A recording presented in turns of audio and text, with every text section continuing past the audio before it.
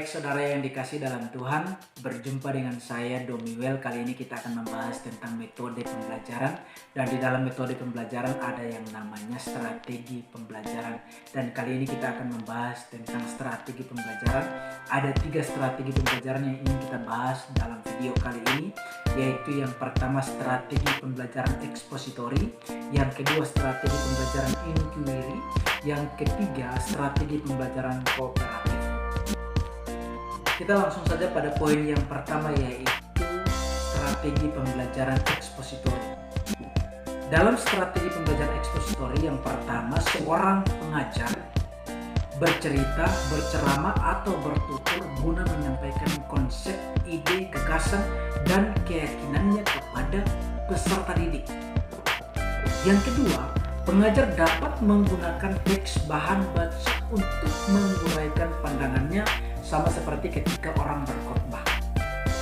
Dan yang ketiga, alat bantu yang digunakan dalam strategi pembelajaran ekspositori berupa catatan-catatan tertulis atau yang ditampilkan melalui media PowerPoint agar dapat memperjelas pesan kepada peserta didik.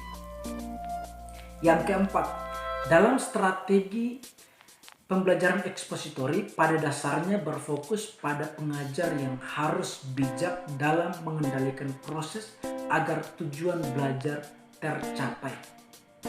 Yang kelima, peran peserta didik dalam strategi pembelajaran ekspositori adalah mendengar, menyimak, dan merespon apa yang disampaikan oleh pengajarnya. Contoh, mereka boleh bertanya dan boleh menerapkan dalam tugas mereka dan dalam kehidupan mereka sehari-hari. Yang keenam, keefektifan strategi ini bergantung pada kejelasan tujuan, relevansi bahan, keahlian guru, komunikasi yang digunakan, alat peraga yang menunjang, langkah-langkah penyajian yang kreatif, serta aplikasi yang praktis. Itu poin pertama dari strategi pembelajaran ekspositori. Kita masuk pada poin yang kedua, yaitu strategi pembelajaran inquiry. Peran pengajar dalam strategi pembelajaran inquiry ialah sebagai fasilitator, penuntun, dan rekan belajar. Itu adalah peran seorang pengajar.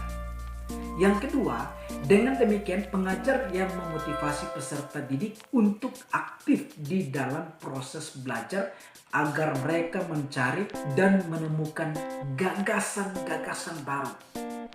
Yang ketiga, pembelajaran dimulai dengan penjelasan topik dan tujuan. Kemudian penyajian masalah atau kasus secara tepat dan jelas.